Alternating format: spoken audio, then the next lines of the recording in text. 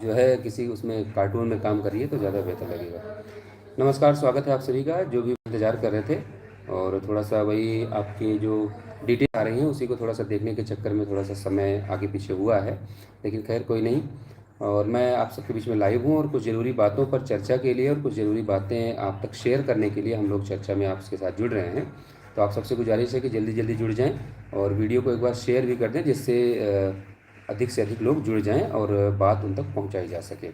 कुछ महत्वपूर्ण बातों पर चर्चा करनी है, उसमें हर हाल में आपको जो है जानकारी पहुंचानी इसलिए ज़रूरी है कि कुछ लोग लग गए हैं और उनका हो सकता है कि शायद उनके साथ लोग जुड़ ना रहे हों इस आफत में, या उन्होंने कोई कोर कसर बाकी नहीं रखी है कि कैसे जो है मिसगाइड किया जाए, आपको कैसे जो है आपको गुमराह किया जाए। वो हर मुमकिन कोशिश जारी है, उसके लिए कुछ भी करना पड़ जाए, चाहे फटे पुराने कपड़े पहन के सड़क पे बैठना पड़ जाए, उसके लिए तक भी लोग उतारू हो गए हैं।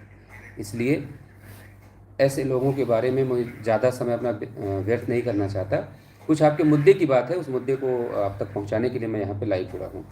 जैसा कि आप सब जानते हैं कि आपको स्पेशल अपील के माध्यम से कोर्ट में पहुंचाने के लिए और वहां पर अपनी बात पूरी मजबूती से रखने के लिए आप सब लोगों के सहयोग से जो एक प्रक्रिया चल रही है उसको हम लोग आगे बढ़ाने में लगे हुए हैं।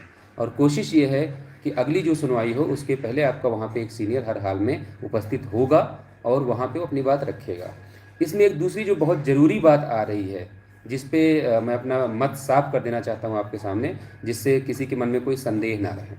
वो बात ये है कि लोग ये कह रहे हैं कि ऐसे ऐसे ऐसे ऐसे माहौल सेट करके देखो क्या होता है। जब आपको ईमानदारी से कोई बात करनी होती है तो आपको एक्टिंग करने की ज़रूरत नहीं होती, उसके लिए आप टू द पॉइंट आप सीधा सामने आते हैं और बिना घबराए बिना विचलित हुए अपनी बात लोगों तक कह देते हैं। लोगों को ये कहा जा रहा है कि ये लोग स्टे नहीं चाहते, ये लोग स्टे नहीं होने देना चाहते। मैं आपके बीच में टू द पॉइंट बात कह रहा हूँ। जो हम लोग पिटिशन ड्राफ्ट करवा रहे हैं उसमें ग्राउंड्स तो छोड़ दीजिए, ग्राउंड्स क्या रखेंगे वो आप सबको दिखेगा, लेकिन जो प्रेयर हमारी है वो मेन प्रेयर इसी बात की रहेगी कि 13 मार्च का जो जजमेंट है वो गलत है। वो पूरी तरह से जो हमारे संवैधानिक अधिकार हैं उसको छीनने का काम कर रहा है। हमारी जो नियुक्ति होनी चाहिए थी जो नहीं हो पाई उसको रोकने का कार्य कर रहा है। उस ऑर्डर में बहुत सारी कमियां हैं, इसलिए इस ऑर्डर पर तत्काल प्रभाव से रोक लगाई जाए। ये हमारी प्रेयर होगी, बिना इसके प्रेयर के हम जा ही नहीं सकते आगे।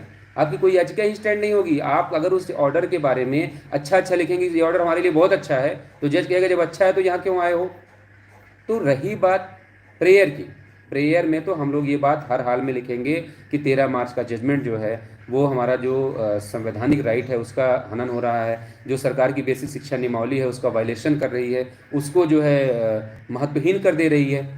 साथ ही साथ जो ईटीआरई एक पात्रता परीक्षा है उसको ये जबरन जो है पार्ट ऑफ सिलेक्शन बनाने का जो है एक माध्यम बना रहा है ये जजमेंट। इसलिए जजमेंट पे हर हाल में रोक लगनी चाहिए। ये हमारे प्रेयर में हर हाल में रहना ही रहना है, बगैर इसके कोई याचिका वहाँ पे स्टैंड ही नहीं होगी। अगर उस ऑर्डर के पक्ष में आप लिख के जाएंगे तो वहाँ पे आपकी कोई सुनवाई नहीं होगी, तो वो हम लिख के जाएंगे। स्टे के विरोध का जो लोग कह रहे हैं नहीं ये लोग स्टे नहीं चाहते, स्टे हम क्यों नहीं चाहते उसकी वजह बता रहे हैं। हम ये चाहते हैं कि डे टू डे सुनवाई होकर ये मामला निस्तारित हो। इसके लिए सिर्फ हमारे सीनियर नहीं, जो आपके सीनियर वो नहीं, जितने भी लोग खाता जारी कर करके लोगों से पैसा ले रहे हैं वो वहाँ कोर्ट में खड़े हों और उस बात को कहें कि आप तत्काल प्रभाव से इस ऑर्डर पे अगर साहब आपको स्टे देना हो आप स्टे कर दीजिए, लेकिन डे टू डे सुन के इस मामले को निस्तारित कर दीजिए।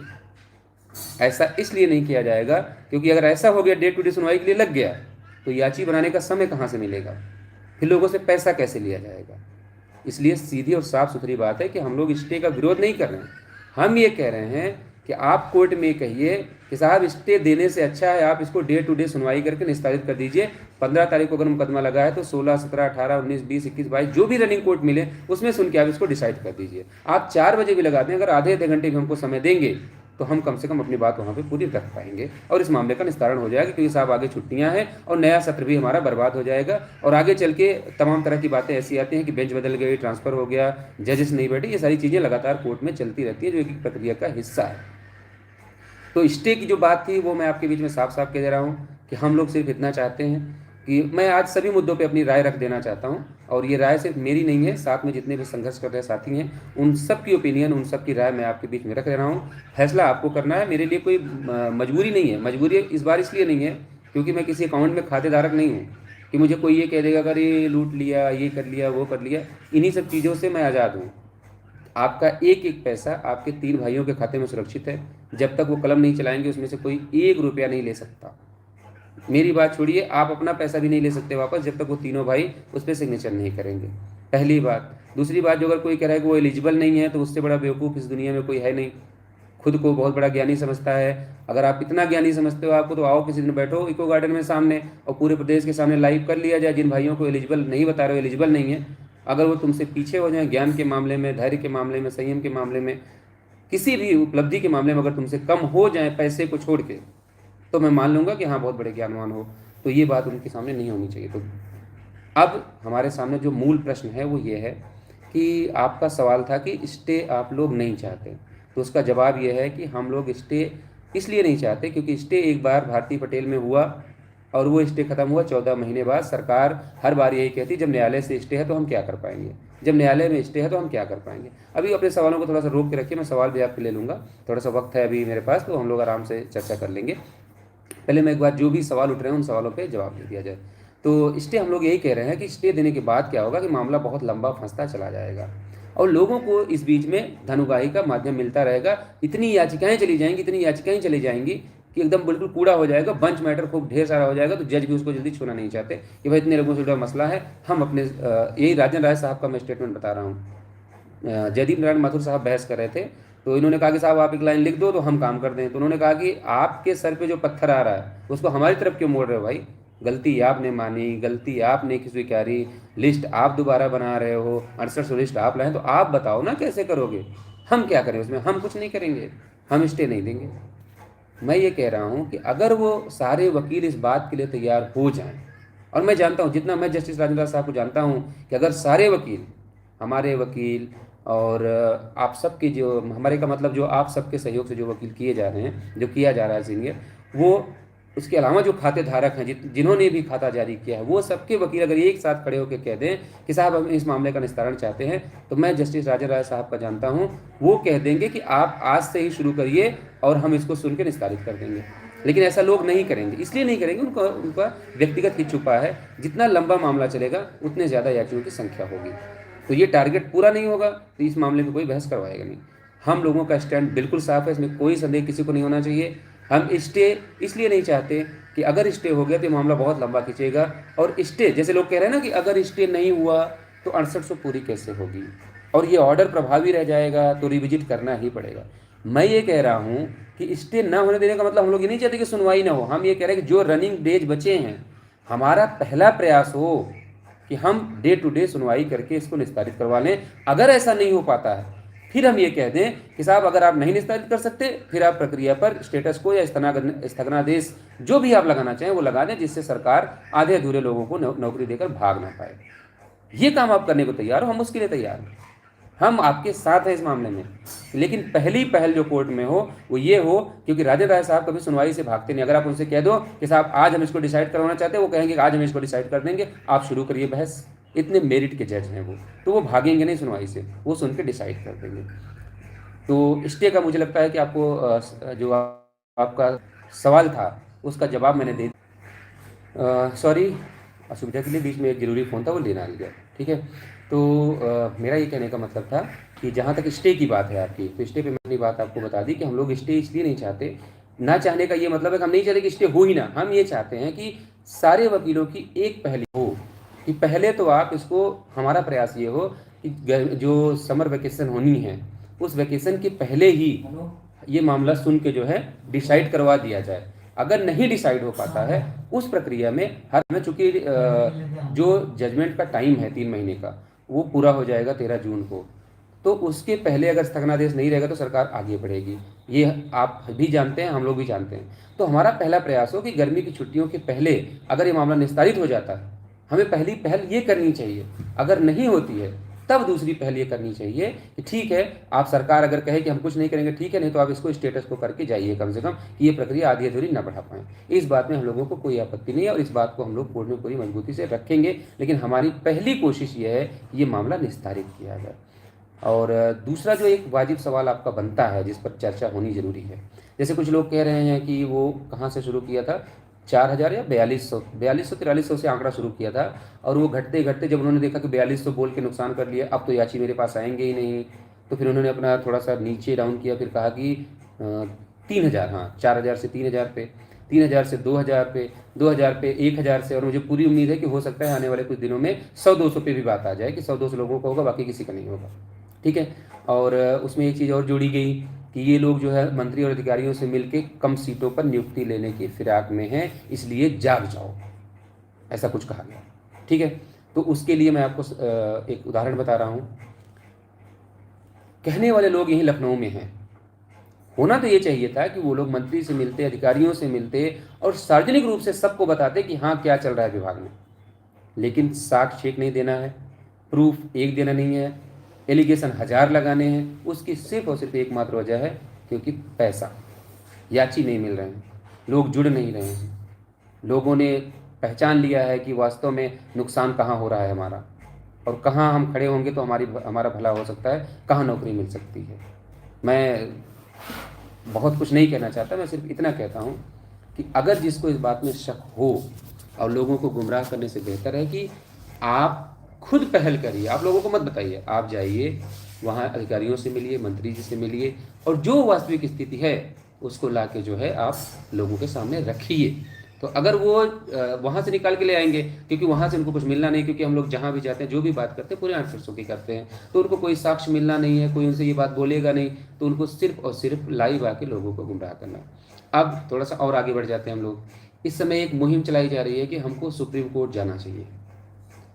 जब हमको जाना था सुप्रीम कोर्ट तब तो हम गए नहीं सुप्रीम कोर्ट। जब ये मामला सिंगल बेंच में बहुत दिनों तक डिसाइड नहीं हो पा रहा था, उस समय अगर हम सुप्रीम कोर्ट में जाते और ये कहते कि साहब इतने साल से हमारा मामला लंबित है, इसको आप अपने पास मंगाकर सुन लीजिए, क्योंकि आपने इसको निस्तारित किया था जब कट ऑफ मैटर चल रहा था और रिजर्वेशन का मसला था। हमारे कुछ साथी गए भी सुप्रीम कोर्ट, क्या हुआ उनका, कोर्ट ने सुना नहीं, उनको भेज दिया हाई कोर्ट वापस। तो आज की डेट में जब सिंगल बेंच का जजमेंट आपके पास 144 पेज का है, जैसे उसको लेके आप जाएंगे, अभी आप देखिए वर्तमान में पहलवानों का धरना वहाँ पे दिल्ली में चल रहा है जंतर मंतर पे। मैं जंतर मंतर पे भी अपनी बात रखूंगा, लेकिन थोड़ा सा आप सुन लें कि जंतर मंतर पे उनका धरना चल रहा है। उन्होंने सीधा सुप्रीम कोर्ट में अपील की कि पहलवानों के खिलाफ मुकदमा दर्ज किया जाए, पुलिस नहीं कर रही है। सुप्रीम कोर्ट ने कह दिया कि आप पहलवानों के खिलाफ मुकदमा दर्ज करिए। बाकी की सुनवाई के जब उन्होंने सुनवाई के लिए कहा, तो सुप्रीम कोर्ट ने ये कह दिया कि इसके लिए आप पहले हाई कोर्ट जाइए, वहाँ से होकर आइए, डायरेक्ट हम आपको सुनवाई नहीं करेंगे। इसलिए आप सबको समझना पड़ेगा कि सुप्रीम कोर्ट आज की डेट में आप जाएंगे तो वहाँ से भी, मैं ये नहीं कह रहा हूँ कि आप कोशिश मत करिए, आपको कोशिश करना आप जाइए बेशक करिए, लेकिन हाँ पहले कम से कम एक अच्छे वकील से सलाह ले लीजिए जो आपको सही सलाह दे और बताए कि सिंगल बेंच के जजमेंट के बाद आप डीबी में चैलेंज किए बगैर उसको जब यहाँ लेके आओगे तो सुप्रीम कोर्ट का पहला यही कंटेंशन होगा कि स्पेशल अपील का जजमेंट कहाँ है। आप कहोगे साहब हम सिंगल बेंच से सीधे यहाँ चले आए, तो सीधा कहेगा कि आप जो है पहले स्पेशल अपील में जाइए, तो सीधा यही कहेगा पहले आप स्पेशल अपील में जाइए। तो वहाँ से भी कोई बहुत उम्मीद नहीं है। अब दूसरी सबसे बड़ी बात, जंतर मंतर का एक सिगुफा छोड़ा गया कि जंतर मंतर पे आंदोलन होना चाहिए। मैं उस पर भी आपको अपनी राय रख दूँ। लखनऊ में आंदोलन होता है, हमारे जो लोग आते हैं इको गार्डन में कम से कम उनको दिन भर रुकने दिया जाता है, कोई परमिशन का लोचा नहीं, कुछ नहीं। जंतर मंतर पे आप किसी से एक बार पता कर लीजिएगा कि पहले आप वहाँ जाएंगे तो 10 बजे से 4 बजे की परमिशन मिलती है, और परमिशन वो सिर्फ 1 दिन की होती है। रात में आपको रुकने नहीं दिया जाएगा, वहाँ आप रुक ठहर नहीं सकते। दूसरी चीज़, जैसे ही आप अगले दिन कंटिन्यू करोगे, सुबह सुबह आपको फिर परमिशन लेनी पड़ेगी। परमिशन मिल गई तो आप रुक सकते, नहीं तो आप वहाँ रुक भी नहीं सकते। तो वहाँ के बारे में कम से कम लोगों के बारे में बताने से पहले चीज़ों को स्पष्ट करना पड़ेगा कि वहाँ अगर धरना प्रदर्शन की कोई बात रखी जाती है या कोई कार्यक्रम रखा जाता है तो वहाँ परमिशन कौन लेगा, कब लेगा, कितने दिनों की मिल पाएगी। कि यहाँ से चल के मान लो मिर्ज़ापुर से कोई चल के दिल्ली पहुँचे और पता चला कि वहाँ शाम को पहुँचा, वो अगले दिन पता धरना खत्म हो गया, तो उस चीज़ की क्या सिक्योरिटी, धरना कब तक चलेगा। और मैं कह रहा हूँ धरना अगर देना है ना, दिल्ली से नौकरी नहीं मिलेगी, यहीं उत्तर प्रदेश में आपके लोग रह रहे हैं। अनुप्रिया पटेल के यहाँ मिर्ज़ापुर का कार्यक्रम इतना बेहतरीन समय में और इतने अच्छे मौके पर रखा गया था, लेकिन पता नहीं क्यों उसको कैंसिल कर दिया गया। और मुझे तो ये नहीं समझ में आ रहा है कि जो लोग क्रेडिट ले रहे थे 6800 का कि हमने निकलवा दी, सबसे पहला घेराव उनकी आवाज़ का होना चाहिए। चाहे वो अनुप्रिया पटेल हों, चाहे केशव प्रसाद मौर्य हों, चाहे स्वतंत्र देव हों। सबसे पहला घेराव इनका होना चाहिए। यही अनुप्रिया पटेल आती थी, स्टूडियो में बैठती थी कि माननीय मुख्यमंत्री जी से हमने कह दिया है कि पिछड़े वर्ग के अभ्यर्थियों के साथ आपको न्याय कर, आप न्याय नहीं करेंगे, आपको करना पड़ेगा। तो वो लहजा कहाँ गया उनका? क्यों उनको सेफ किया जा रहा है? क्यों उनको सेफ जोन में रख के चीज़ें चलाई जा रही हैं? अनुप्रिया पटेल के आवास के बाहर आज तक धरना करने की हिम्मत क्यों नहीं हो रही है? ये सारी चीज़ें हर आदमी समझता है कि क्यों जो है अनुप्रिया पटेल को बचाया जाता है इस मामले में, कि उनके सामने जाएंगे, उनके सामने विरोध करेंगे तो आगे नुकसान हो जाएगा। मेरा ये मानना है कि आज अनुप्रिया पटेल इस सरकार का हिस्सा हैं। जिस दिन उनके यहाँ धरना प्रभावी ढंग से हो गया, यही अनुप्रिया पटेल अपने वोटों के चक्कर में माननीय मुख्यमंत्री जी के पास फाइल लेके जाएंगी और फिर निकल के बाहर यही बात बोलेंगी कि मैंने उनसे कह दिया है कि आपको सुनना नहीं है, सुनना पड़ेगा, लेकिन वो काम नहीं होगा। तो मेरा ये मानना है, अगर आप मेरी व्यक्तिगत ओपिनियन जानना चाहेंगे, मैं किसी धरने के खिलाफ आज तक नहीं रहा हूँ, ना तो कोई धरना ऐसा रहा जिसमें अछूता रहा हो और मैं शामिल ना हुआ हूँ अपवाद छोड़ के। लेकिन मेरा ये मानना है, अगर मेरा आप मत जानना चाहेंगे तो मैं ये कहूँगा कि जंतर मंतर पे जाने से अच्छा है कि हम लोग अनुप्रिया पटेल, स्वतंत्र देव सिंह और केशव प्रसाद मौर्य का पूरी मजबूती से घेराव करें, जैसे लिस्ट आने के पहले हम लोग किया करते थे। लेकिन मुझे नहीं समझ में आता कि क्यों ऐसा नहीं किया जा रहा है, ये मुझे नहीं पता और ना मैं जानना चाहता हूँ। मुझे कोई इंटरेस्ट नहीं है कि मैं क्यों जानूँ क्यों नहीं किया जा रहा है, क्यों उनको सेफ जोन में रखा जा रहा है कि नहीं। दुनिया का घेराव हो सकता है, हम एक बार प्रेसिडेंट जो है अमेरिका का कर सकते हैं, लेकिन अनुप्रिया पटेल का घेराव नहीं करेंगे। ये क्यों हो रहा है मुझे नहीं पता और ना मुझे कोई इंटरेस्ट है जानने में। तो मेरा ये मानना है कि अगर धरना प्रदर्शन जो आचार संहिता खत्म होने के बाद हो तो सबसे, हाँ दिल्ली चलना है आपको, दिल्ली चलिए, आप कहिए दिल्ली में हम चलेंगे, अनुप्रिया पटेल के कार्यालय का घेराव करेंगे। क्योंकि यही दिल्ली में बैठ कर अनुप्रिया पटेल कहती है कि मैं अमित शाह से मिली और अमित शाह जी से मैंने कहा कि 69,000 शिक्षक भर्ती के अभ्यर्थियों की जो है पीड़ा का अंत किया जाए। तो चल के उनके सामने बैठा जाए। अगर सब तैयार हो तो मैं उसके लिए तैयार हूँ, नहीं तैयार है तो कोई बात नहीं। अब उससे थोड़ा सा आगे बढ़ जाइए। एक बात कही जा रही है कि कम गुणांक वालों का नुकसान होगा, हाई गुणांक वाले फायदे में। उसके लिए मैंने कल ही अब रात आपसे स्पष्ट कर दिया अपना मत। मैं आप सबसे कह रहा हूँ कि ऐसे बहलाने फुसलाने चलेगा। बेहतर ये होगा कि आने वाले 2 से 3 दिनों में हम लोग मंत्री जी के साथ दोबारा बैठ रहे हैं, जिसमें सारे लोग रहेंगे। कोशिश मेरी ये है कि एक विकल्प ऐसा पूरे प्रदेश से सुझा दिया जाए, एक सुलझा हुआ व्यक्तित्व जो मेरी जगह जाए और वहाँ अपने कानों से, अपनी आंखों से देख कर आए कि मंत्री जी क्या कह रहे हैं, क्या बात हो रही है, किस दिशा में आगे बढ़ रहे हैं, किस दिशा में आगे बढ़ेंगे, किस दिशा में आगे नहीं बढ़ेंगे। ये सब चीज़ें एक आप पूरे जो है उत्तर प्रदेश में 6,800 लोगों में से, मैं ये कह रहा हूँ कि 6,799 नहीं, एक और घटा, 6,798 लोगों को छोड़कर आप किसी तीसरे व्यक्ति का नाम दे दीजिए जिसको आपको यकीन हो। उस व्यक्ति को हम लोग अपने साथ ले जाएंगे और वो जाए और देखे कि क्या वास्तव में वो बातें हो रही हैं जो आप लोगों तक बकवास परोस रहे हो, या वास्तव में हम लोग जो प्रयास कर रहे हैं वो सभी लोगों के लिए कर रहे हैं। तो मुझे लगता है कि बेवकूफ़ बनाने से अच्छा है लोगों को कि आप इस दिशा में आगे बढ़ें। तो हम लोग इसके लिए भी तैयार हैं कि पूरे उत्तर प्रदेश से सिर्फ 2 लोगों, मैं अपनी भी बात कर रहा हूँ, मुझे भी आप हटा दो कि नहीं आप नहीं जाओ, आप जाओगे तो कम गुणांक वालों का नुकसान हो जाएगा। मेरे सामने भी विकल्प खुला था। ये जो आपने तरीका सस्ती लोकप्रियता और पैसे कमाने का जो आपने सस्ता तरीका अपनाया है ना, ये मैं भी कर सकता था। आपने कहा कि नहीं मेरे नंबर ज़्यादा है, मेरी मेरिट ज़्यादा है, तो मैं ये कर सकता था। मैं, आपने कहा 4200, मैं थोड़ा सा सेल्फिश होता तो मैं कहता ठीक है भाई, लो गुणांक वाले भाड़ में जाओ, हाई गुणांक वाले मेरे पास आओ। जैसे आप कहते हैं कि हाई गुणांक वालों का ये हो जाएगा, लो गुणांक वाले का ये हो जाएगा, वैसे मैं जैसे आप कहते हैं हाई गुणांक वाले भाड़ में जाएं, लो गुणांक वाले मेरे साथ हैं। तो मैं भी ये बोल सकता था, लेकिन मैं नहीं बोलूँगा। इसलिए नहीं बोलूँगा क्योंकि मुझे पता है कि 6800 की लिस्ट में शामिल जो आखिरी बच्चा है, अपनी मर्जी से उसने नाम नहीं शामिल करवाया, पैसे देकर नाम नहीं शामिल करवाए। सरकार ने उस लिस्ट को रिविजिट करके देखा है कि 6800 लोगों को नौकरी मिलनी चाहिए थी जो नहीं मिली। अब वो 6800 लिस्ट निकाले, उसको नियुक्ति देने की जिम्मेदारी सरकार की है, उसके लिए हम लोग लड़ाई लड़ रहे हैं। तो आप सबसे गुजारिश है कि इन सब अफवाहों से फंसने से अच्छा है कि आगामी 2 से 3 दिनों में माननीय कृषि शिक्षा मंत्री जी से हम लोगों की पुनः मीटिंग होने जा रही है, जिसमें सीटों का आंकड़ा, सीटें जुड़ेंगी कि नहीं जुड़ेंगी, क्या होगा, रिविजिट होगी कि नहीं होगी, इन सारी अफवाहों पर पूर्ण विराम लग जाएगा। तो मेरा ये मानना है कि ये दुनिया भर की अफवाह फैलाने से बेहतर है कि 6,798 लोगों में से कोई एक व्यक्ति ऐसा चुन लीजिए जिसको आप भेजिए। मैं कह रहा हूँ किसी को हटाने की जरूरत नहीं, किसी से करने की जरूरत नहीं है। मैं उसको अपनी जगह भेजूंगा और मैं जो बेस्ट मुझसे एफर्ट हो सकेगा मैं उनको बता के, उनसे बात करके तब जो है मैं उनको भेजूंगा कि आप जाओ, आप इतनी बात जरूर रखना, इस तरीके से बात रखना, और बाकी आप ये कह देना कि 6800 में जो 65-53 का आखिरी आदमी सेलेक्टेड है उसकी नियुक्ति हमको चाहिए, अगर नहीं मिलेगी तो आप हमको कुछ मत दीजिए, आप जाइए, कहिए, हमें कोई फर्क नहीं पड़ता। ये जो आप कह रहे हो ना कि लोगों को गुमराह किया जा रहा है, लॉकडाउन वालों का सर काटा जाएगा, ये किया जाएगा। जब आपने बैनर फड़वाए थे लोगों के, तब आपको ये बात सोचनी चाहिए। तब तो आपको शर्म आई नहीं कि आप क्या कर रहे हो। फ़ोन करके कह दिया बैनर फाड़ के फेंक दो, भगा दो, अगर नौकरी चाहते हो तो सबके रूम से सामान निकाल के फेंक दिया गया। मैं इन सब बातों पे जाना नहीं चाहता, इसलिए नहीं जाना चाहता कि फिर से तकलीफ होगी उन लोगों को जिनके साथ ये सब चीज़ें की गई। तभी मैंने यही कहा, मैंने फ़ोन करके यही कहा कि क्यों बैनर फाड़ा गया उनका, क्यों हटाया गया उनको। उनको अपने तरीके से लड़ने दिया जाए, उनको लड़ाओ, वो लड़ें अपना, उनका भी अधिकार बनता है। उनको लगता है 18,000 सीटें मिलनी चाहिए तो वो लड़ें, ठीक है। तो हम लोगों ने अपनी तरफ से कोशिश की, लेकिन तब भी वहाँ भी जो किया गया, जो हुआ सो हुआ। सबसे अच्छा तरीका ये है कि ये जो लोगों को गुमराह कर रहे हो, उससे बेहतर है कि 6,798 लोग बचते हैं। अगर किसी एक व्यक्ति पे भरोसा हो तो उस व्यक्ति को हम लोगों के साथ भेजो, हम लोग उसको अपने साथ ले जाएंगे। वो जाए, हमारी जगह पे वो जाए और अपनी वहाँ पे बात रखे, क्योंकि चीज़ें बाहर से बन सकती हैं। मैं फिर से ये कह रहा हूँ कि 3 साल बच सकते हैं अगर हम मंत्री जी से साथ कोऑर्डिनेशन में रहे, अधिकारियों के माध्यम से बातचीत करके, सब लोग एक सहमति बना के, अगर मंत्री जी से सही तरीके से मिलेंगे, बाजू मोड़ के और धमकी दे के नहीं, रिक्वेस्ट करके।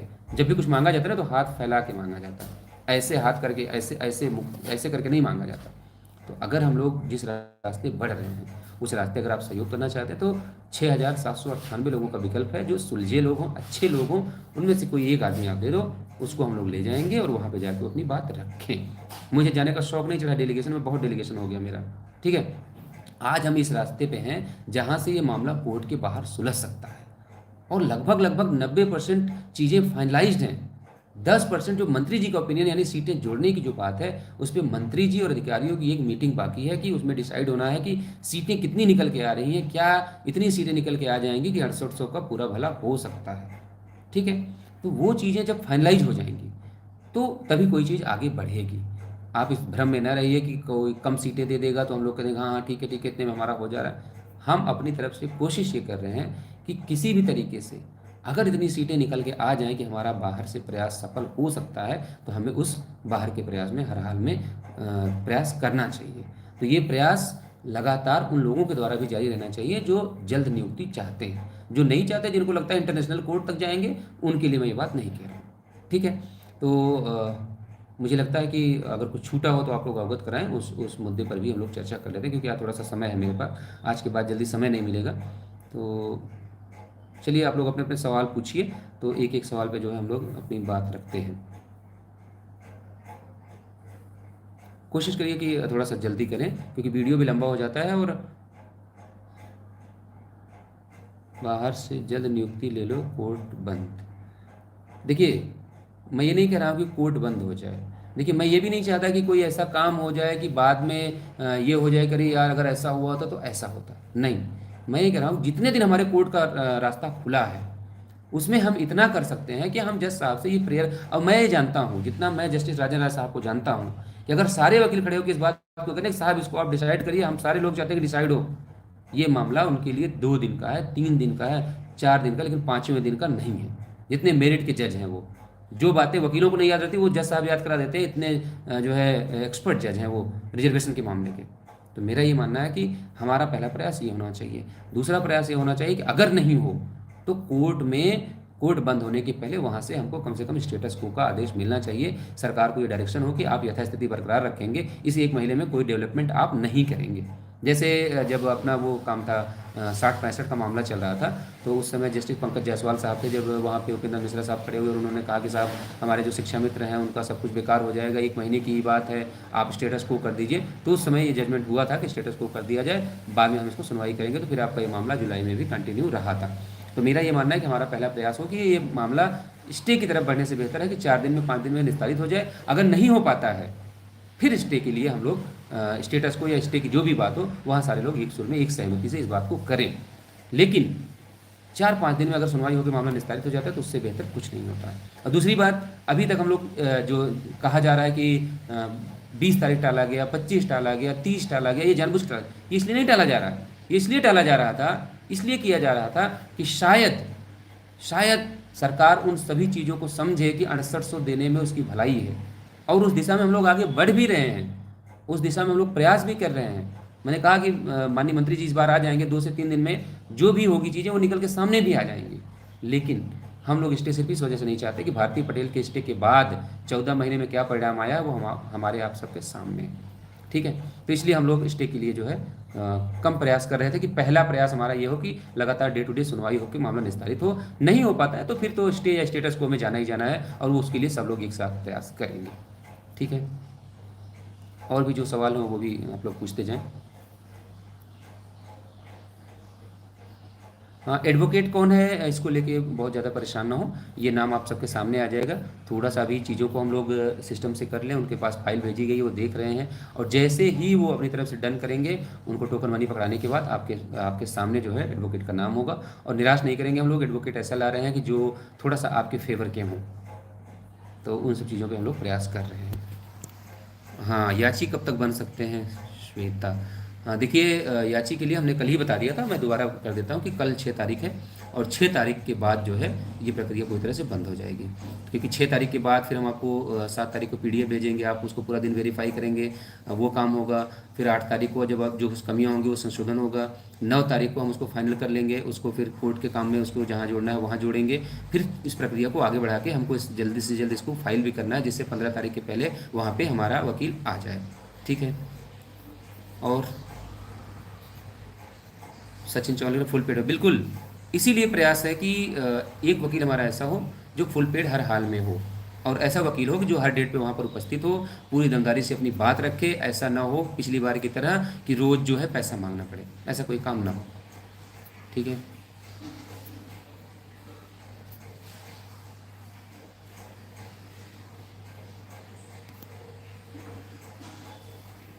शुक्रिया।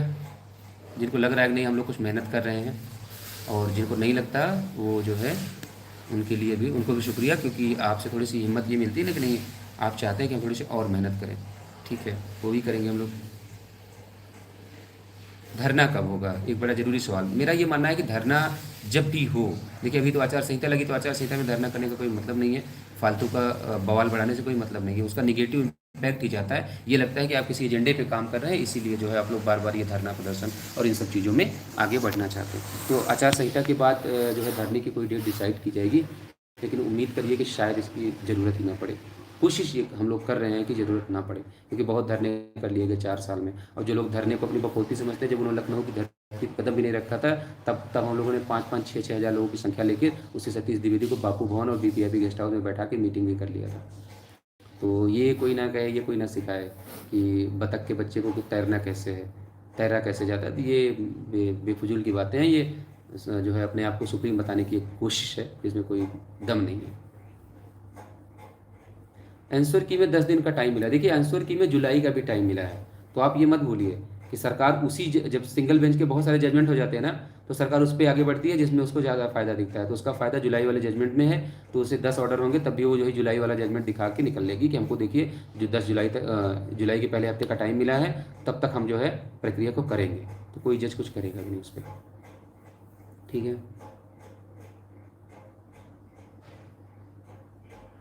और भी जो सवाल हो, देखिए मैं हाँ, लो गुणांक और हाई गुणांक में मैं सिर्फ इतना कहूँगा, ये सब सिर्फ इसलिए किया जा रहा है ताकि पैसे लिए जा सकें आपसे।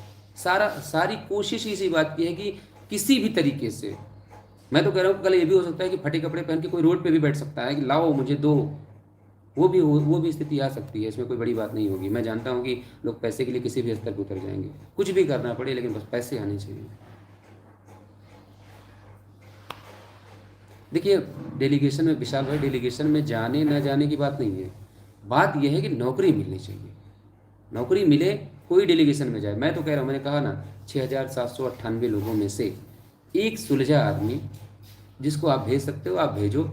पूरे प्रदेश की राय लेके, सबकी बात सुन के हम लोगों ने तय किया है कि अगर किसी को लगता है कि नहीं मेरे जाने से लोग उड़ान वालों का नुकसान है, तो जिसको भी आप कहो उसको मैं भेज दूँ। और मुझे लगता है कि जितने लोग उस डेलीगेशन का हिस्सा थे उसमें हमारे नवनीत भाई हैं, रामदयाल भाई हैं, उनको पता होगा कि उस पूरे मीटिंग का लब्बो लबाब क्या था, उसका निचोड़ क्या था। सिर्फ एक बात थी कि किसी भी तरीके से हमारे जो 68 भाई हैं उसमें से किसी का अहित नहीं होना चाहिए। तो रामदयाल भाई भी हैं, वो भी अपनी बात आप लोगों के बीच में रखेंगे। अभी थोड़ा सा 2-3 मिनट मुझे और समय दीजिए, तो वो भी थोड़ा सा आपके बीच में अपनी बात रखेंगे। तो मैं तो चाहूँगा कि रामदयाल भाई कम से कम उन बातों को जरूर आपके बीच में रखें कि जो बेसिक शिक्षा मंत्री जी से हम लोगों की वार्ता चल रही है और जो भी बातचीत हुई है और क्या क्या डॉक्यूमेंट्स हम लोग लेकर वहाँ पे गए थे, जिसमें माननीय मंत्री जी को हम लोगों ने संतुष्ट करने की कोशिश की और अपना काम जो है आगे बढ़वाने की बात की, वो सारी बातें रामदयाल भाई ही रखेंगे तो ज़्यादा बेहतर है, क्योंकि वो भी जिस गुणांक की आप लोग बात करते हैं वो उसी गुणांक की क्राइटेरिया में। तो एक बात मैं स्पष्ट कर दूं, माननीय बेसिक शिक्षा मंत्री या विभाग के जो भी अधिकारी अगर कोई भी फैसला लेंगे, जब तक उसमें 6800 के लोगों का हित नहीं छुपा होगा, तब तक हम लोग कोई भी समझौता गोपनीय नहीं रखेंगे। बाहर निकलेंगे और सबसे पहले आपको बताएंगे ये परिस्थितियां हैं, ये मंत्री जी का कहना है, ये कहना है, लेकिन एक मीटिंग कम से कम हो जाने दीजिए, तो शायद बहुत सारी चीज़ें सामने आ जाएंगी। मुझे मुझे कोई इस बात में कोई आपत्ति नहीं है कि कौन रो रहा है।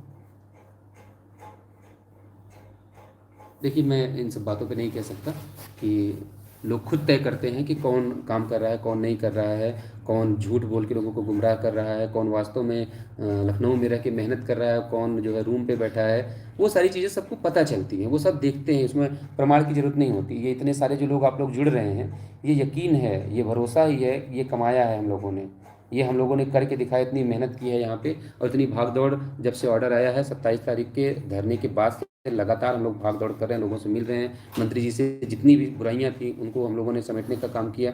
वहाँ उनसे बात की कि ठीक है साहब, हमसे जाने अनजाने जो गलती हुई उन पर हम लोग माफ़ी चाहते हैं, लेकिन हमारे लोगों का भला आप करिए। आपको, हाँ भाई, अनुप्रिया जी के शब्दों में हमने नहीं कहा कि आपको करना पड़ेगा, लेकिन हमने ये कहा कि साहब आप ये कर देंगे तो समाज के ऊपर एक एहसान होगा कि आपने जो है कोर्ट का ऑर्डर हमारे खिलाफ होते हुए भी आपने जो है हमारे लिए रास्ता निकाला।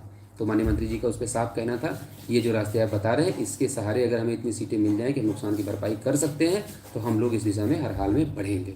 तो मुझे लगता है कि अब आगामी जो मीटिंग 2 से 3 दिन में माननीय मंत्री जी के साथ हो जाएगी, उसमें बहुत सारी चीज़ें साफ निकल के सामने आ जाएंगी और मुझे लगता है कि तब तक आप लोग जो है कम से कम किसी अफवाह में ना पड़ें।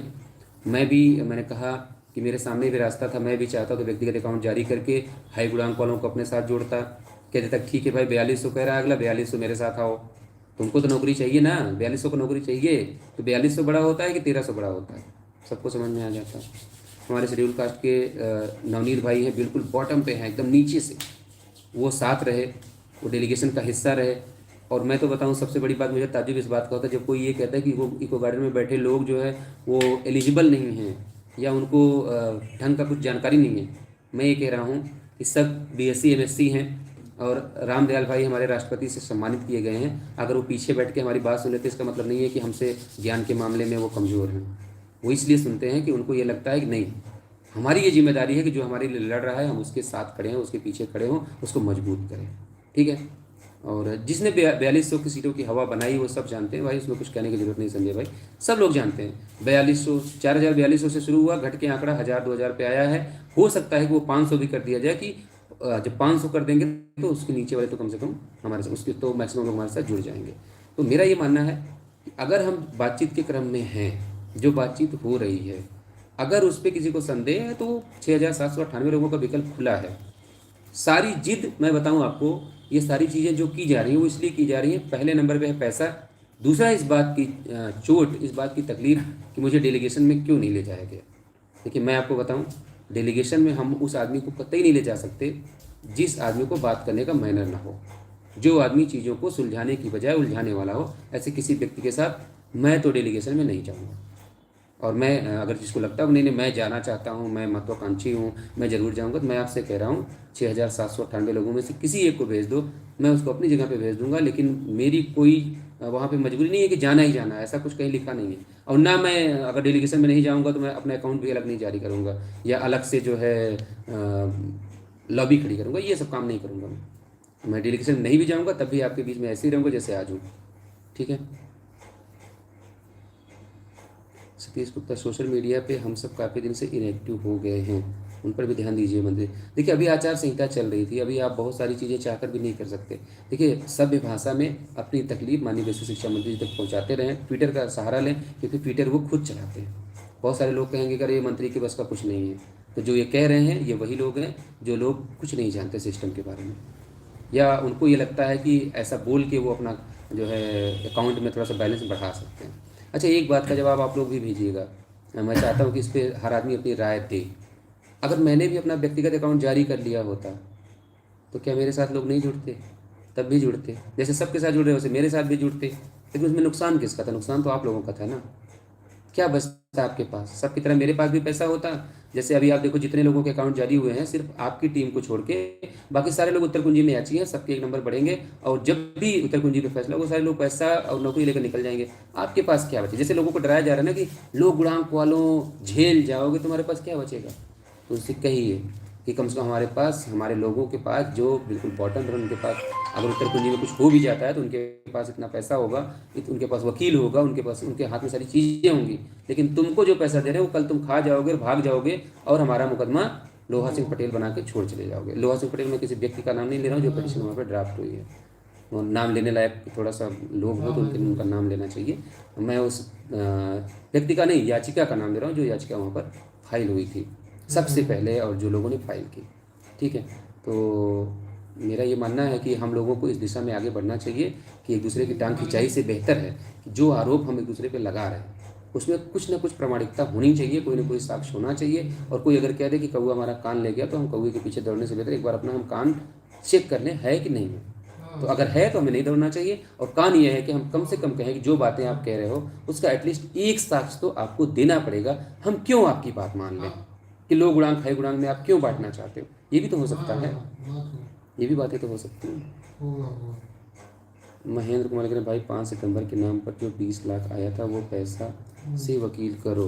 देखिए महेंद्र भाई, जहाँ तक मैं आपको तस्वीरों में देख पा रहा हूँ, और बहुत, क्योंकि बहुत इसमें बड़ी होती नहीं, मुझे लगता है कि आप वही महेंद्र यादव हैं जो जिन्होंने एक बार अपने आवास पे सब लोगों को रोका और वहाँ से आंदोलन में लोगों को ले आए आप, और उसकी वजह से पुलिस ने आपको बहुत परेशान भी किया। तो अगर आप वही हैं तो मैं आपको कोई जवाब देना जो है, मैं आपकी मेहनत की तौहीन ही समझता हूँ। और नैतिकता भी यही कहती है कि मैं आपको कुछ ना कहूँ। और अगर आप वो नहीं है तो मैं ये बताना चाहता हूँ कि जो 20 लाख रुपए आपकी बात, पहली बात तो 20 लाख थे नहीं, और अगर आप लिख भी रहे हो तो मैं ये बता रहा हूँ वो हमने आपको बचा के रखा है कि आपके घर परिवार में किसी की शादी होगी तो उसको हम लोग दे देंगे, उसको दहेज में दे देना। ठीक है, तो मैं सिर्फ यही कह रहा हूँ, लेकिन वो इस शर्त पे कह रहा हूँ कि अगर वो महेंद्र भाई नहीं है तो, और वो महेंद्र भाई हैं तो उनके लिए मैं सिर्फ इतना कहूँगा कि भाई आपके लिए मैं, अगर आप 20 का इसका 40 भी कर दो, आप 80 कर दो, तब भी मैं आपके लिए एक शब्द इसलिए नहीं बोल सकता क्योंकि आपकी मेहनत रही है और आपने वो जोखिम उठाया था जहाँ से पुलिस आपके ऊपर मुकदमा भी दर्ज कर सकती थी, आपको जेल भी भेज सकती थी। तो आपने बहुत मेहनत की, तो आपको तो कुछ कहने का सवाल ही नहीं उठता कि मैं आपको कुछ कह पाऊँ। संघर्ष करने वाले लोगों के 100 गालियाँ भी गले में माला बना के पहन लेनी है मुझे, उनके बारे में एक शब्द नहीं बोलना, क्योंकि सबको पता है कि लिस्ट अगर आई है तो क्यों आई है, किसकी वजह से आई है, किसकी मेहनत से आई है, सबको पता है। उसमें किसी को कुछ कहने की ज़रूरत नहीं है। और दुर्भाग्य है कि वो आज इस लिस्ट में शामिल भी नहीं थे, लेकिन मेहनत किसकी है सबको पता है। इसमें तमाम लोग ऐसे होंगे जिन्होंने इको गार्डन आज तक नहीं देखा होगा, और तमाम लोग ऐसे हैं जिन्होंने इको गार्डन में अपने आंसुओं से उस पत्थर को भिगोया। तो मुझे नहीं लगता कि इन सब चीज़ों पर बहुत ज़्यादा चर्चा करनी चाहिए।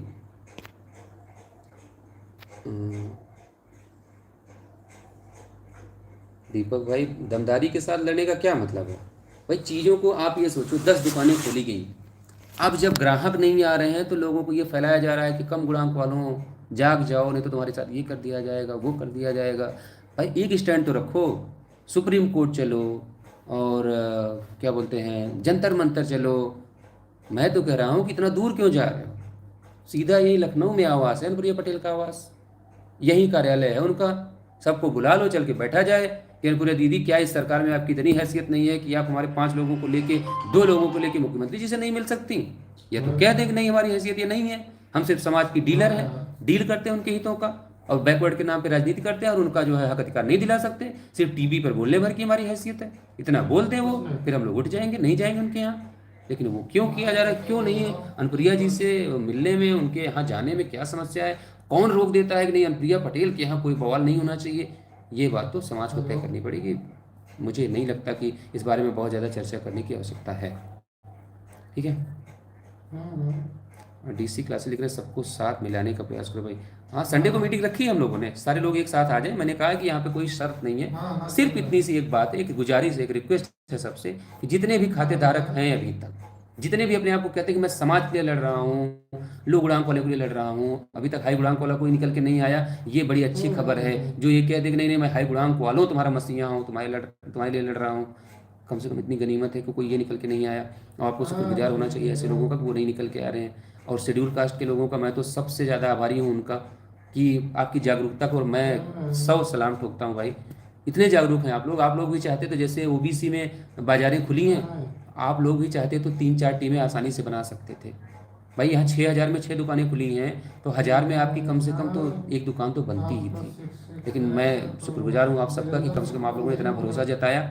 और मैं अमित मैनपुरी भाई, आर के सिंह भाई, ये दो लोग मेरे भाई हैं और दोनों साक्षी हैं इस बात के कि जब 1133 सीटों को जोड़ने की बात हो रही थी थर्ड काउंसलिंग के साथ में, तो ये जानते हैं कि मैंने कैसे कैसे इनके लिए इंतजाम किया, कैसे कैसे रातों रात इनको फ़ोन करके बुलाया, कैसे सुबह मैंने इनका पास बनाया और कहा कि नहीं आपको चलना है। और जब ये कहा गया कि इनका पास नहीं बन पाएगा, मैंने कह दिया कि हमारा डेलीगेशन मिलने ही नहीं जाएगा अगर ये नहीं जाएंगे तो। और अमित भाई इस बात को जब भी कभी आपके बीच में रूबरू होंगे, या आर के भाई आप तो अभी अभी सेवा में हैं, तो वो तो उनके तो उससे मैं नहीं कह सकता कि नहीं आप लाइव आएँ, ये सब चीज़ें लोगों को बताएं। वो जानते होंगे कि कैसे उनके वहाँ होते हुए भी मैंने भी उनकी तरफ से ये बात रखी कि साहब अगर आप चाहेंगे तो हमारा भला हो जाएगा। और वो 1133 मिली, वो सीटें जुड़ी। उसमें भी जो हेर फेर की सरकार ने, अधिकारियों ने, वो बात नहीं कह सकता, लेकिन कम से कम वो सीटें जुड़ी। अगर उससे जिसको भी नौकरी मिली, कम से कम लोग आज सिस्टम में है, वो नौकरी कर रहे हैं। तो मेरा ये मानना है कि इन सब बातों में ज़्यादा उलझने से बेहतर है, हाँ नहीं देंगे, लेकिन दूसरे लोग स्टेटमेंट भी नहीं दे रहे। वो क्यों देंगे भाई? वो नहीं देंगे ना, वो याचियों की संख्या बताएंगे ना स्टेटमेंट देंगे आपको। एक आंकड़ा ऐसे बता देंगे, किसी का नाम, बड़ा आसान है, मैं तो किसी का नाम लेके किसी को पेमेंट कर दूं और आपको बता दूं ये देखो हमने फला वकील को इतना दे दिया। क्या कर लोगे आप मेरा? किसी का कॉन्टैक्ट सेव करके मैं भेज दूं? एडिटिंग का जमाना है, आप जिसको कहो मैं उसको, अभी कहो मैं आपको जितने खाते में पैसे हैं सब आपको ट्रांसफर करना दिखा दूं, क्या कर लोगे आप मेरा? कुछ नहीं कर पाओगे, देख के खुश हो जाओ। ठीक है, तो मुझे लगता है वीडियो बहुत लंबी हो गई, करीब 42 मिनट का हो गया, तो इसको अब समाप्त करते हैं इस भरोसे के साथ कि आने वाली जो मीटिंग बेसिक शिक्षा मंत्री जी के साथ है, उसके पहले कोई भी चीज़ ऐसी नहीं होगी जो कहीं से भी रिविजिट जैसा आपको कुछ सुनने को दिखाई को मिलेगा। जब तक हम लोग माननीय मंत्री जी के साथ बैठ नहीं जाएंगे, जब तक उनके साथ हम लोग किसी समझौते पे आगे नहीं बढ़ जाएंगे, तब तक कोई भी चीज़ आपको देखने को नहीं मिलेगी। माननीय बेसिक शिक्षा मंत्री जी के हम सभी आभारी हैं कि जो एक प्रक्रिया चल रही थी, जो विभाग में एक जो है आपके 27 तारीख के धरने के बाद जो विभाग में प्रक्रिया चली थी, सब पे माननीय मंत्री जी ने रोक लगवाई और उनसे कहा कि अभी आप ऐसा कोई काम नहीं करेंगे, काम आप तब करेंगे जब हम कहेंगे आपसे, जब ओपिनियन जो है हमारी ओपिनियन आप सुनिएगा। अभी हम कुछ रास्ते देख रहे हैं, उन रास्तों पे हम लोग बातचीत करके ही आगे बढ़ेंगे। ये माननीय बेसिक शिक्षा मंत्री जी ने अभी तक का उनका जो योगदान हम लोगों के लिए रहा है कि 6800 परिवारों के साथ माननीय मंत्री जी खड़े हैं और उन्होंने कुछ भी गलत नहीं होने दिया है। और ये नहीं हो पाया है तो उसकी वजह सिर्फ और सिर्फ माननीय बेसिक शिक्षा मंत्री जी हैं। तो हम सभी आरक्षित वर्ग के जो जितने भी अभ्यर्थी हैं सभी उनके आभारी हैं और आगामी 2 से 3 दिनों में उनके साथ वार्ता करके हम लोग दोबारा जो है जो भी अपडेट होगी वो आप सबके बीच में पहुँचाएंगे। तब तक मेरी सिर्फ इतनी गुजारिश है कि जो भी अफवाह फैलाने वाली गैंग है, मुझे लगता है कि हम लोग इतना तो कर पाए हैं कि हो सकता है कि आने वाले 2 से 3 दिन 4 दिन, चाहे सुप्रीम कोर्ट के नाम पे, चाहे आंदोलन के नाम पे, चाहे इकट्ठा होने के नाम पे, 4-6 लोग आपको एक साथ खड़े दिखाई देने को मिल सकते हैं। ठीक है, नहीं सुप्रीम कोर्ट से कुछ गलत नहीं होगा, बस इतना होगा कि वहाँ से डिसमिस हो जाएगी और ये कह दिया जाएगा कि जब आपका मामला सिंगल बेंच से निस्तारित है और स्पेशल अपील में आप आगे बढ़ रहे हैं तो वहाँ जाइए, पहले वहाँ से निस्तारित कराइए फिर आइए। वहाँ नहीं होता है 4-6 महीने आपका, फिर आप यहाँ आइएगा। जो लोग कह रहे हैं वहाँ से जाएंगे और उनको स्टे मिल जाएगा, सुप्रीम कोर्ट सुनेगा ही नहीं। आप स्टे दिलवाने की बात छोड़ो, सुप्रीम कोर्ट तुरंत वहाँ से कहेगा कि ये काम आप जाइए वहाँ डबल बेंच में, यही बात वहाँ पे बोली, हमारे पास सीधे मत आइए, हमारे पास केसेस की कमी नहीं है, देश के न्यायालयों में बहुत सारे मुकदमे लंबित हैं। तो सिंगल बेंच में जब मामला पेंडिंग था वहाँ से हम उसको टाइम बाउंड करवा सकते थे, ये मैक्सिमम हो सकता था हमारा, या तो सुप्रीम कोर्ट उसको अपने पास मंगा लेती। अब जब सिंगल बेंच का 144 पेज का जजमेंट है और डबल बेंच में उसको आपने चैलेंज कर दिया है, तो अब सुप्रीम कोर्ट उसको इंटरटेन नहीं करेगी। दूसरी बात, जंतर मंतर का भी मैंने बता दिया कि वहाँ का सिस्टम दूसरा है, लखनऊ नहीं है कि वहाँ आप 1000 संख्या में रहोगे तो वहाँ आप टिक जाओगे। वहाँ सब सेंट्रल एजेंसियां होती हैं, सेंट्रल पुलिस वाले होते हैं सब, यहाँ लखनऊ के नहीं है कि आपके साथ कोऑपरेट करेंगे। उनका 5 बजे का अल्टीमेटम हो, 5 बजे आप नहीं हटे आपको तुरंत वहाँ से डिस्टर्ब कर देंगे वो, और उनके लिए 5 मिनट का काम होता है। कोई वहाँ पे सहानुभूति जैसा आपको कुछ नहीं मिलता है, क्योंकि वहाँ पे आपके विभाग का, आपको सॉरी आपके समाज का कोई मंत्री भी वहाँ पे नहीं बोलेगा, कहेगा पता नहीं किसका मामला है, हमारे से कोई लेने देने नहीं है। तो मेरा ये मानना है कि धरना होना हो तो आचार संहिता के बाद सब लोग इकट्ठा होकर अनुप्रिया पटेल, सबसे पहले अनुप्रिया पटेल जी के आवास का घेराव होना चाहिए, क्योंकि अगर 6800 पे किसी ने सबसे ज़्यादा क्रेडिट लेने की होड़ मचाई है तो वो अनुप्रिया पटेल जी थी। तो सबसे पहले धरना उनके यहाँ होना चाहिए।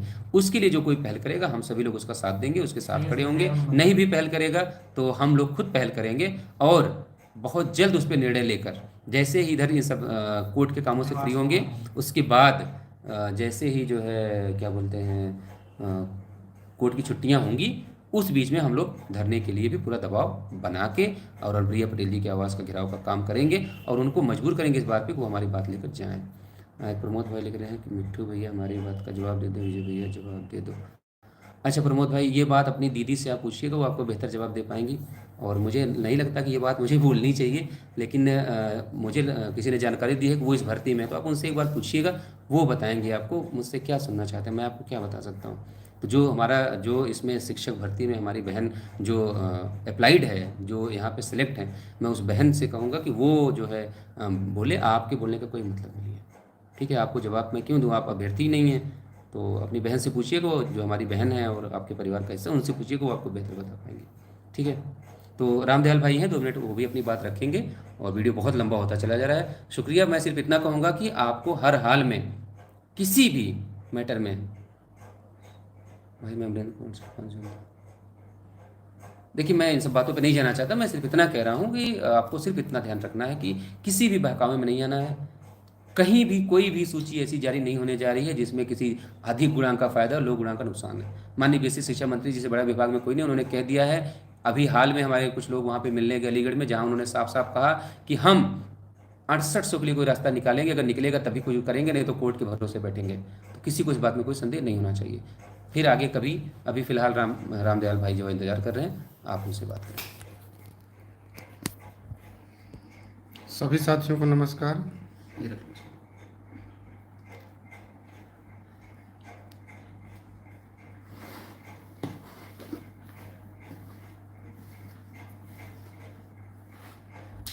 सभी साथियों को नमस्कार। बहुत सारे ऐसे मुद्दे चले आ रहे हैं जिसे देख के थोड़ा सा लग रहा था कि आज हम भी थोड़ा बोले।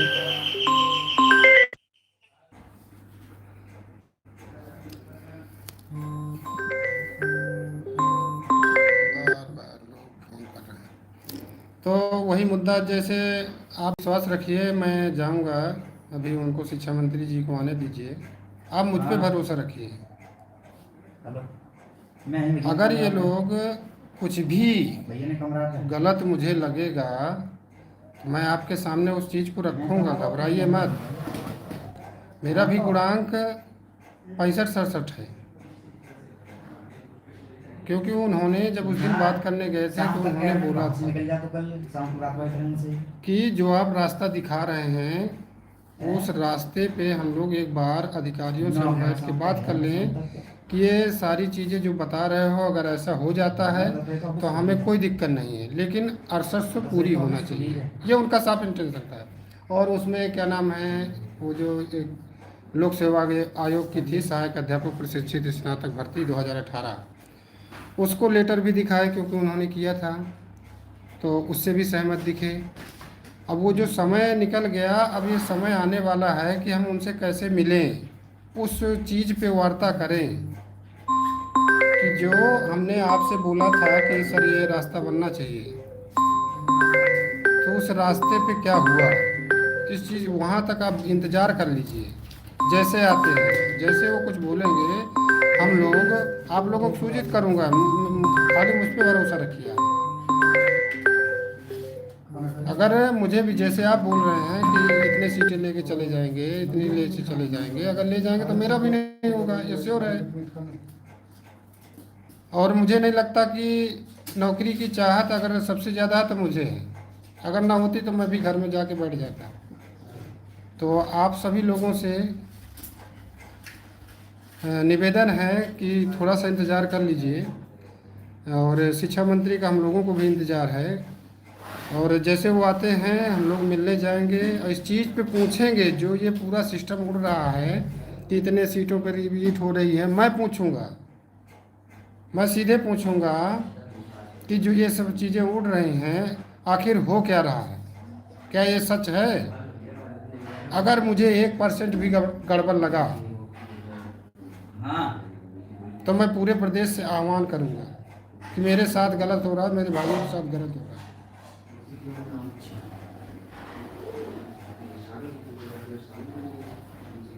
सभी भाइयों से अभी भी अनुरोध करूंगा कि जितने भी हैं, अभी भी अंतिम रास्ते बंद नहीं हुए हैं।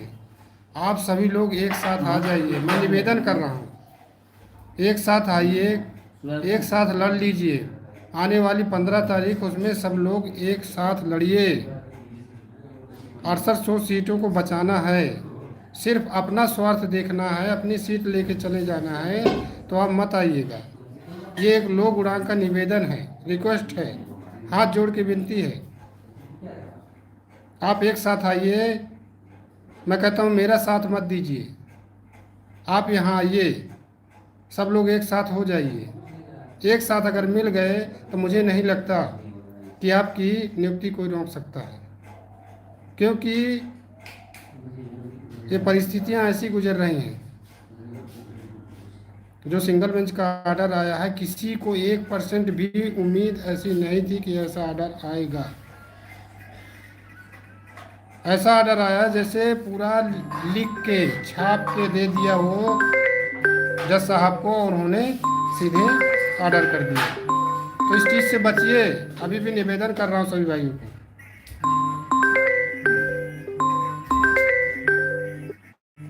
इसलिए विनती रिक्वेस्ट है कि सभी लोग, आप पूरे 800 परिवार सभी लोगों से बने हैं, जो आज याची बनने जा रहे हैं सबसे बने होंगे इधर उधर। आप सब लोगों से निवेदन करिए उनसे कि एक आइए, एक मंच पे आइए, एक साथ आइए। वही जो आप मान लीजिए किसी के पास 2 लाख आया, किसी के पास 1.5 लाख आया, 3 लाख आया, तो इससे क्या होगा? छोटे छोटे वकील उतारने से क्या होगा? वही सब मिल के एक साथ उतार देंगे। एक गलती अब जब हमने किया सिंगल बेंच में, वो गलती क्यों दोहराना चाहते हो? ये जो याची बना रहे हैं, मैं उनसे नहीं बोल रहा हूँ, ये पूरे 800 परिवार से बोल रहा हूँ। आप सिंगल बेंच की गलती क्यों दोहराना चाह रहे हैं? एक भाई लिख रहे हैं, रामदयाल लोधी भाई आपके पास 15 लाख आ गए। भाई अभी तो नहीं, लेकिन ये है कि 14 लगभग हो गया है।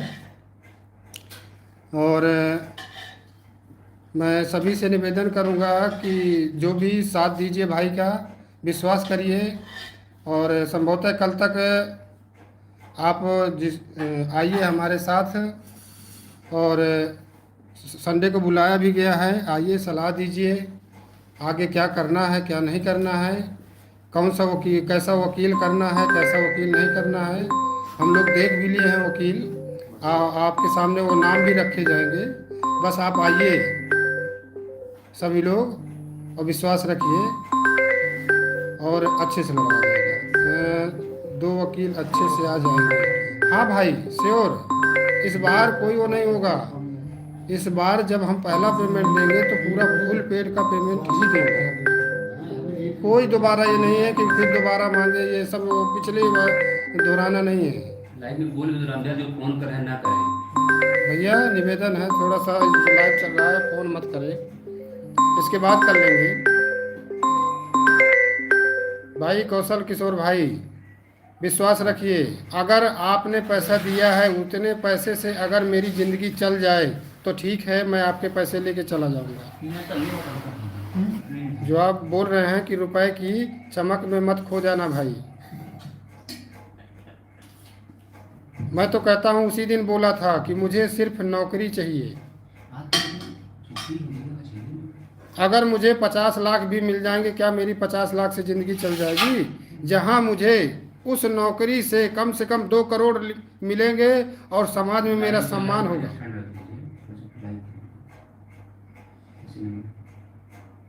मैं जानता हूँ मैं किस परिस्थिति से गुजर के यहाँ तक आया हूँ, वही परिस्थिति सब लोगों के ऊपर लागू होती है। इस भाई पे एक बार भरोसा करिए।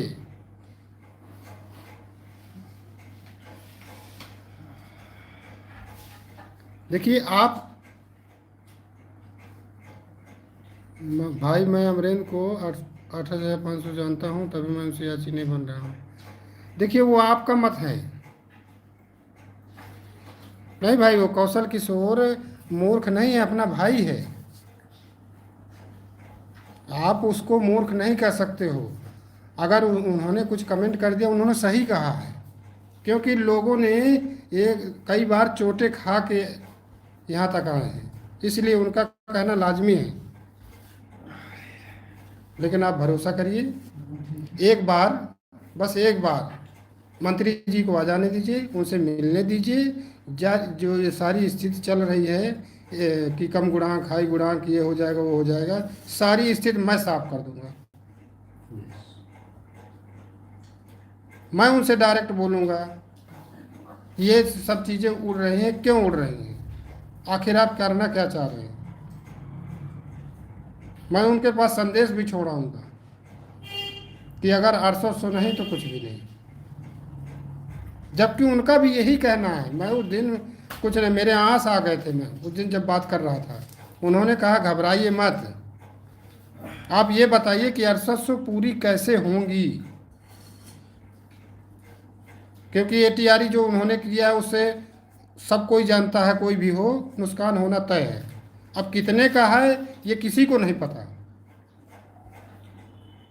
तो वो रास्ते सुझाए गए थे, उन रास्तों पे उनका निर्णय क्या रहा अब तक, हो पाया कि नहीं हो पाया। बस एक बार रिक्वेस्ट है आप लोगों से कि मंत्री से मुलाकात हो जाने दीजिए, इसके बाद हम लोग इस स्थिति पर पहुंच पाएंगे कि आगे क्या करना है। कोई एक दूसरे को गाली मत दीजिए भाई, सभी लोग अपने हैं, सब अपने समाज के हैं। अगर यही चीज़, ये चीज़ गाली देने से आप ऊपर उठ जाएंगे तो मुझे नहीं लगता आपकी नौकरी कोई रोक सकता है। इन चीज़ों, सब चीज़ों में ध्यान देते हुए एक दूसरे से एकजुटता बनाए रखें, आपस में मतभेद ना करें। और लास्ट बार सभी भाइयों से, पूरे 800 परिवार से निवेदन है कि सभी लोगों को एक साथ लाने की कोशिश करिए। अगर एक साथ नहीं लाए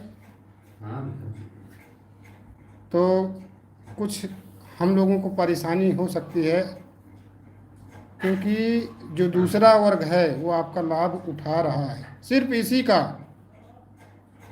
सिर्फ आपको देख के कि चारों तरफ देख रहे हैं कि इधर कोई जा रहा, कोई उधर जा रहा, कोई इधर, कम से कम 5-6 गुट बन रहे हैं, इसी का लाभ उठा के आप आज नौकरी से दूर हैं। मैं कहता हूँ अभी भी एक साथ आ जाइए, मैं गारंटी देता हूँ, एक साथ आ जाइए, ताकत बहुत बड़ी होती है भाई। अगर एक साथ आ गए ना, कभी आपको कोई हराने वाला नहीं है।